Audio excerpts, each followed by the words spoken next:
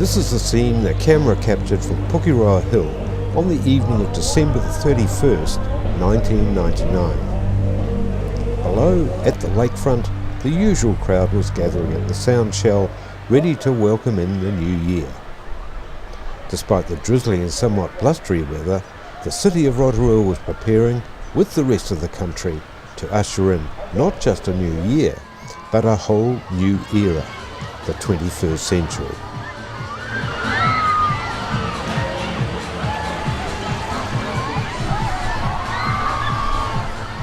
Fast forward exactly 10 years, and you will find this view for Pukeroa is no more.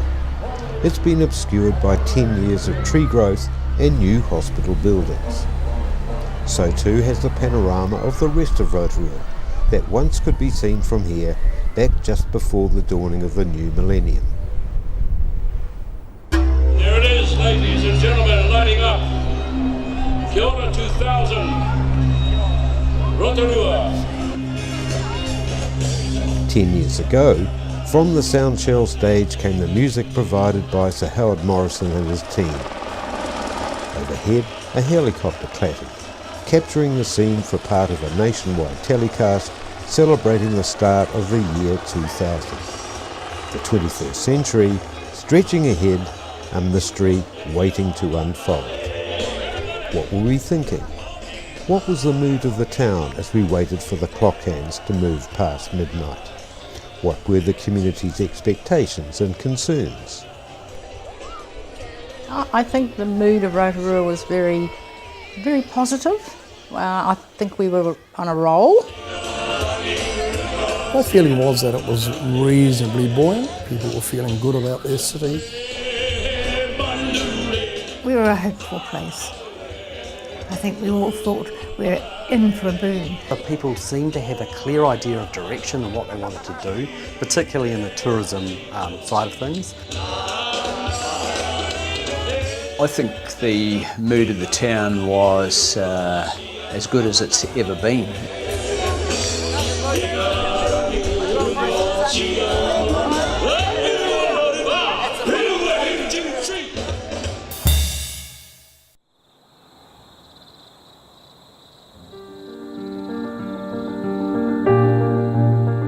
On the face of it, the Rotorua of today appears enduring and unchanged from that of a decade ago.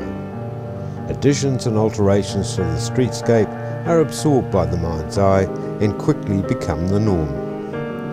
The pattern of ebbs and flows of tourists, Rotorua's lifeblood, seems no different to that of a decade ago. There is a sense of continuity that makes us feel secure. And yet 10 years on, Rotorua and its community are not the same. We have been shaped by events and celebrations of joy and sadness, by decisions taken or cast aside, by circumstances some of which could or should have been foreseen, others wholly beyond our control. We have built anew, we have demolished, we have restored, we have renovated, we have confronted problems and sought solutions with varying degrees of success. Taken together, these are all considerations and factors that have shaped our community and provided the building blocks of Rotorua history over the last 10 years. 2000 to 2010, a Rotorua decade.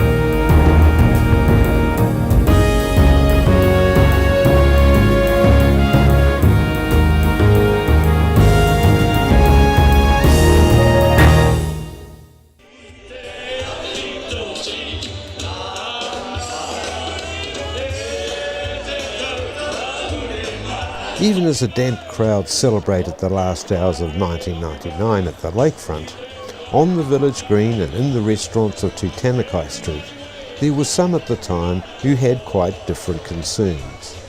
For example, Jill Nicholas was here not as a spectator, but as a reporter for her employer, the Rotorua Daily Post. I was standing on the top of a fire engine beside the soundshell in the pouring rain with Daily Post photographer Stephen Parker, getting a story and the shot for the moment. I do happen to remember that the night of the Millennium Night, we worked all night, and the great fear, as it would have been with a lot of other places, was the Y2K bug. The threat of the Y2K bug had been a major talking point through 1999, and it had the potential to be a major news story, because New Zealand could be the first in the world to feel its effects. At the time, the threat that the internal clock of 20th century computers would stop running, causing widespread chaos, seemed real enough. I think the real worry is that there are so many unknowns. We just do not know. Everyone is making a very best effort, in some cases rather belatedly, to make sure that their systems and their operations are going to be capable of rolling over at the end of that year and the beginning of the next without any loss of business. But they don't know. I don't think anyone can say they're 100% sure. So on the eve of the year 2000, the Y2K threat kept lights burning in organisations around the city. Dave Donaldson was a senior sergeant with the Rotorua Police.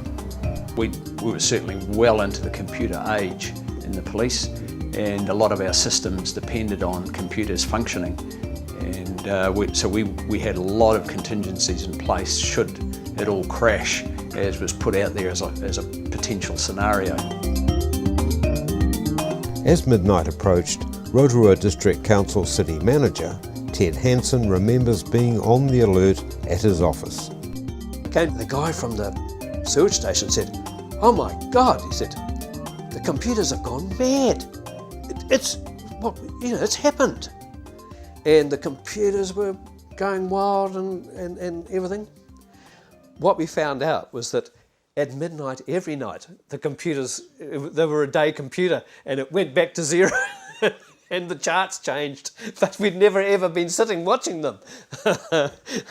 So we were panicked for about 3 minutes, but the guy said, the screens have all returned to normal.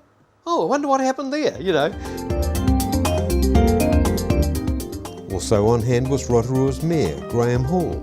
I went into the Civil Defence office at about 11:30, and we had quite a team in there. We thought there could be some interesting emergencies that could arise. So I spent New Year's Eve at Y2K in the Civil Defence Control until about 1:45, I think.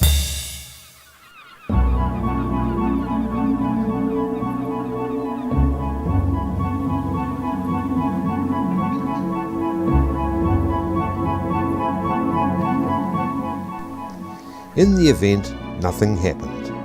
Toilets continued to flush, the lights stayed on, ATMs dispensed money, and despite the doomsayers' warnings, Y2K was a bit of a fizzer. And the actual morning of this first sunrise, Stephen Parker and I again were up at Skyline Sky Rides to capture the first sunrise of the millennium. It was the biggest damp squib of all time. It was so clagged in, we didn't see a thing.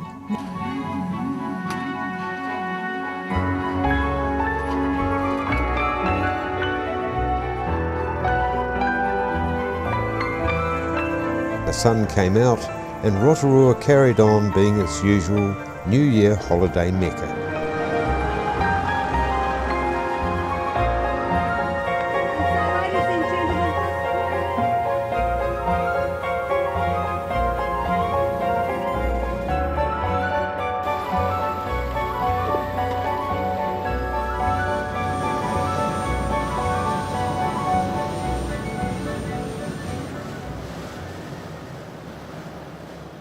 Well, there may have been one or two small blots on the landscape.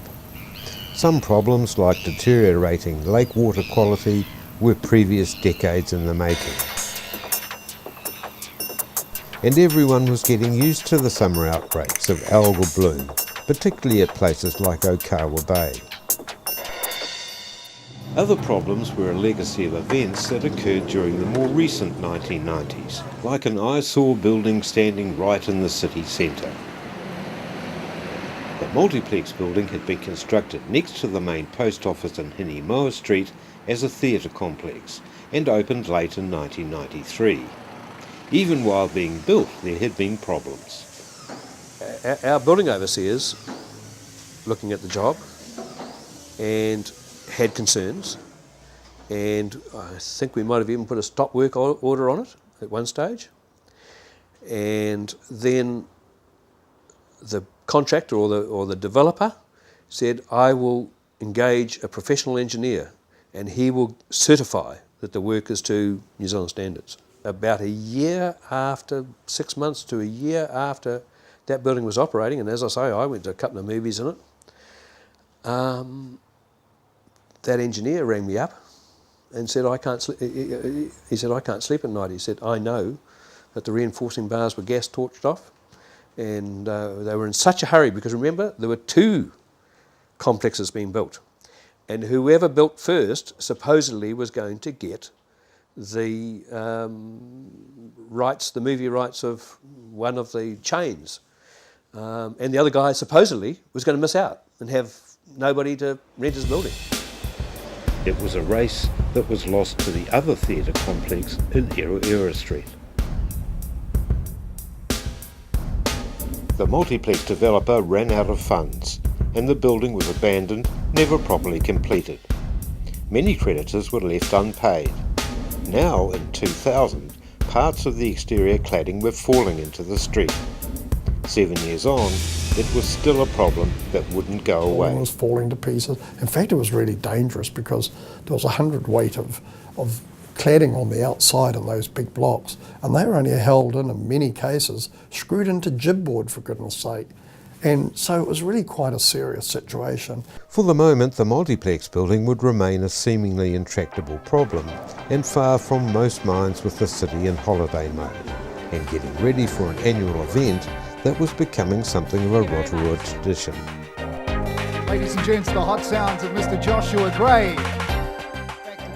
First held on the village green in 1997, Lakeside was the brainchild of Ian Edward, who had cut his impresario teeth organising the highly successful Lockwood aria into an Australasian showpiece of top-level classical music.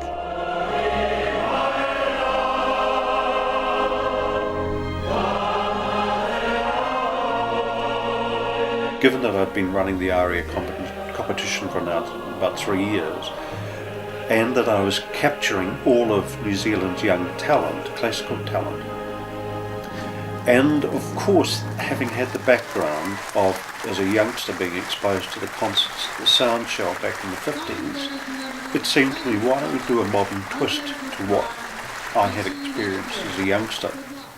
So the jump from the aria to staging an outdoor event seemed, again, perfectly obvious. It was this idea which Ian Edward put to Sir Howard Morrison over a lengthy lunch at the Novotel, which in 1996 had only just been opened. Sir Howard was absolutely captivated by the idea, and what he had some difficulty just coming to terms with is that a pharmacist, his brother a dentist, that the mayor of the town, his wife, and a bunch of other amateurs could put together a professional show.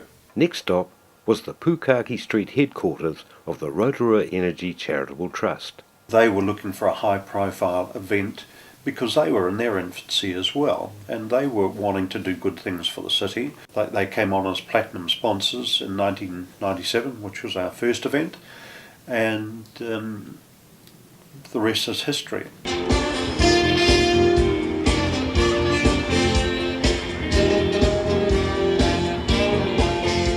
In 2000, the Lakeside concert would once again fully meet the expectations of the crowd of thousands gathered to listen free of charge to a program featuring top-level Rotorua entertainers and guest artists. With the evening capped off as usual with a spectacular fireworks display.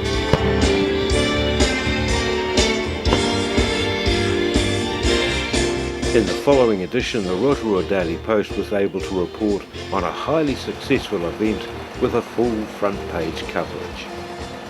It's such a big event for Rotorua. It's essential that it would have to have good news coverage.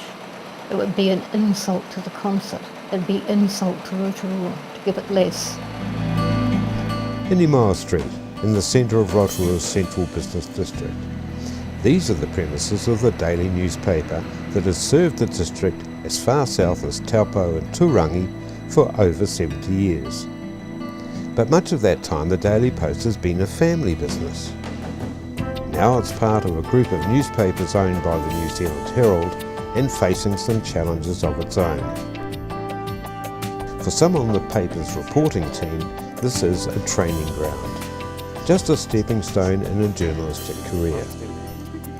But Jill Nicholas has been following Rotorua's news for decades, first as a reporter and then as a sub-editor.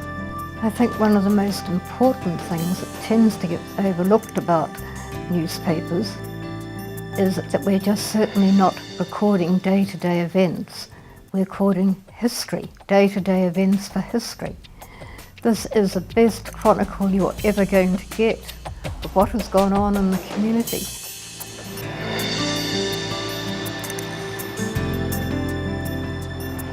Providing competition and an alternative view of events, the Rotorua Review is a well-established weekly community paper. The editor, Phil Campbell, also shares reporting duties, and without the pressures of a daily edition, considers that while lacking the same immediacy, his paper enjoys some advantages over its better-resourced competitor. One thing, recording things, but you still have to try to entertain and give your readership something worth reading about. And by tackling local issues and getting stuck into them or dissecting them and so on, it was one way I felt privately that we could perhaps have gained a little bit of street cred out of it. And I think that's beginning to happen now. But for both papers in this millennium year, Lakeside 2000 is only an appetizer for another event just weeks away, something called A Night with a Dame. Once again, it was an idea that had its genesis over lunch 18 months earlier. There was Sir Howard, Monty Morrison and myself met for lunch, and the idea that we posed ourselves on what was the most outrageous thing that we could think of to celebrate the millennium. And again, it seemed blatantly obvious to do something with Dame Kerry. So it was like a unanimous decision right at that time. A Night with a Dame. We all claimed that it was each person's idea, but I think it was a collective take on that, and so the idea for that was born.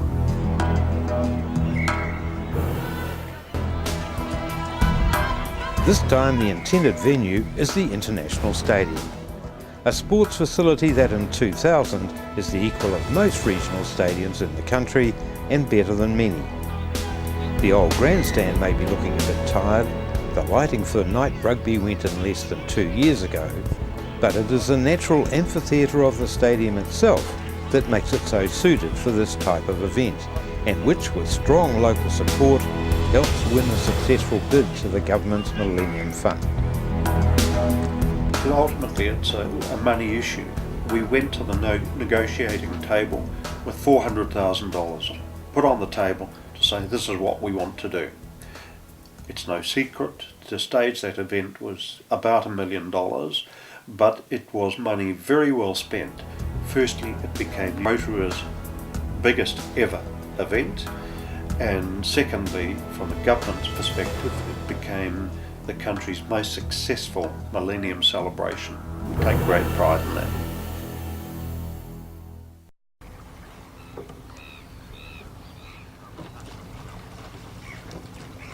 the last Saturday in January presented itself as a perfect Rotorua summer day.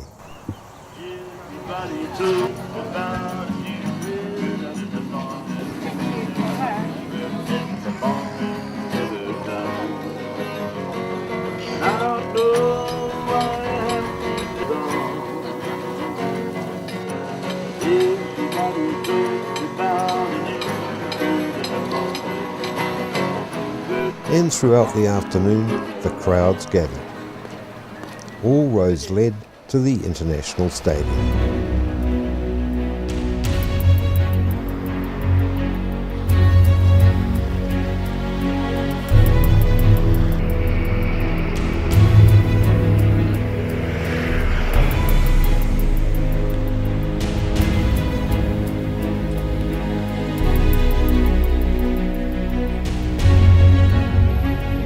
A perfect afternoon stretches into what will be a perfect evening. It is fitting that Rotorua's Mayor Graham Hall makes the welcoming address at what will be the largest audience of his career. On behalf of all the residents of Rotorua, how proud we are to be hosting this wonderful Millennium Conference concert here in our city. Where else could it happen but here in Rotorua?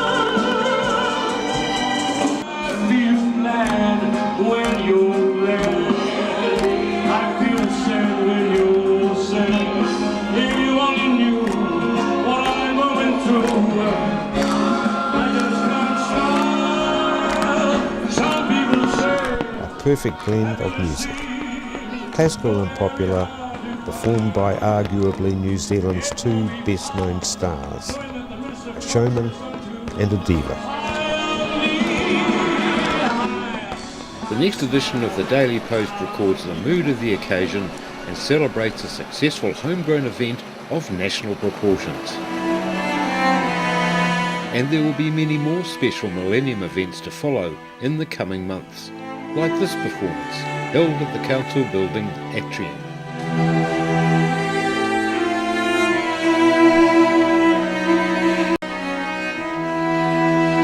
There are some oddities as well.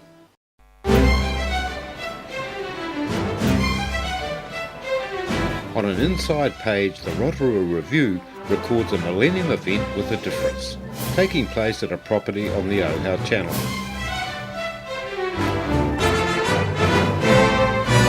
When Janice and her Dutch husband Emmanuel van der Bemt married 34 years ago, their wedding cake featured a miniature windmill. I said to Janice, I'm going to build you a real one day, and that's how it actually originated.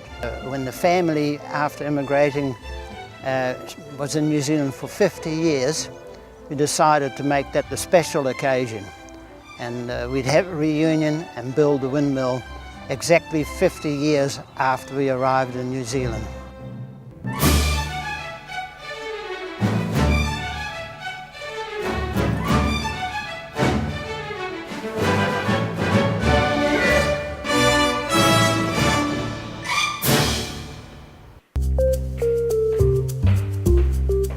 As 2000 moves into February, Graham Hall is into his third term as Mayor of Rotorua. Like his predecessor John Keeney, his origins are with the district's rural community. Both were dairy farmers, but this is scarcely surprising. Back in the 1980s, Rotorua was the first local body in the country to amalgamate its city and rural interests, forming a blueprint of administration that many others would closely follow. Heading the council's management team, Ted Hansen has been the district's chief executive for almost 15 years. It was a huge council that I came into. There'd just been an election in the November. I started on the 1st of December. So for the first 3 years we had a very big council, and it was in that 3 years that the Local Government Commission came along and did the major reorganisation of local government. And I think, as I understand it, some of that was on the basis that the success that Rotorua had been of amalgamating. They said if a city and a county can amalgamate, then, hey, this is a model that should work for the whole country. Ted Hansen has a detailed understanding of his district and many of the issues facing Rotorua in the 21st century. Yep. To an extent, some of these are the legacy of previous decades. And Rotorua got hit hugely hard by the state sector reorganisation in '86, Roger Douglas's. Probably, I bet that would be more so than any other provincial town in the country. Rotorua was hugely a state sector town. Rotorua copped it because we were the centre for so many government departments. Wonderful job I think the Parks Reserves have made in... Since becoming the mayor in 1993, Graham Hall has been ably assisted by a long-serving deputy. Johnny Lepper is not only a well-known businessman identity in the community, he's also an influential member of the district council. Johnny tended to always be the kingmaker. He had tremendous influence on the other councillors. And a lot of the other councillors would, if they had some gripes, they'd go to Johnny often rather than either of the mayors and talk their concerns through.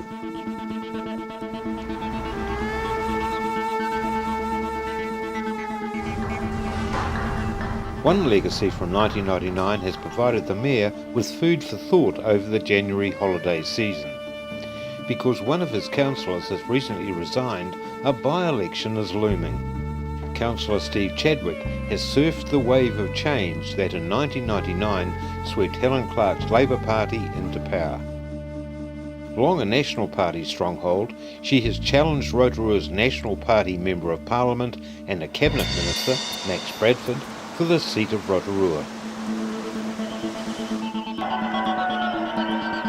This was the scene at Otamarama, Ohenimutu, as the Labour Party faithful awaited the 1999 election night results.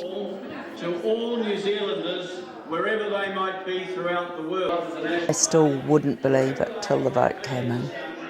They have been 2.5 weeks. Not only It was a fantastic night. I think it was the highlight, really, of all my years in politics in various forms. It was just a team effort. We came in on the tide of change. All the good old Labourites of this town, who for 39 years really had been under a national government, I don't think they could believe that Rotorua came to Labour. Max Bradford, this wasn't made for this town. An outsider coming in and living out at the lakes was already a position of privilege. And he was a cabinet minister, defence and commerce, and too busy, and had lost, even though he'd been the MP, had lost touch with what was really the nerve of the town. I think it was the turn of the century, and people were excited about change. In the year 2000, change was something the district of Rotorua should have been becoming familiar with. For example, long gone were the days when the railway was an important link with the rest of the country, and the Rotorua station and goods yard provided a focus for the town. Now, in much humbler circumstances, the end of the line was to be here at Kotu. Richard Prebble told council about that they were going to shift railways out of that site, move them back down to more towards the Kotu overbridge, and that they were going to get going with a major property development. Enter Malcolm Short representing Pukeroa Orua Whata, a Ngāti Whakāui trust dealing with iwi business affairs. It's a 100-year lease we're proposing with an American company called John Jude and Associates out of Chicago, who plan to build an enclosed mall here. When Ngāti Whakāui, through myself and my cousin Pihopa Kingi, wrote to the minister pointing out the fact that it was gifted land for a railway station for as long as they required it for a railway station, but on cessation of the use as a railway station, it was to be offered back to the original owners who gifted it. And that was sort of a shock to their system, but no one had bothered to check it out. After protracted negotiations, the return of this block of land was celebrated at Ohinimutu in 1993. Ngāti Whakāui would now develop this new asset themselves. The minister had left the meeting after a fine luncheon. Questions were then asked, well, seeing that we were so clever in getting it back now, what are we going to do with it? Well, I said we need to do something fairly smartly, because with the arrival of the titles to the land, arrived a letter from council with a rates bill of some $382,000. Thus the old railway land would quickly have to be turned to paying its way, and by the beginning of 2000 the development already has its first tenants, including the latest addition to the warehouse chain. This is just the start of what will become a major new shopping precinct to be called Rotorua Central. The Daily Post records progress.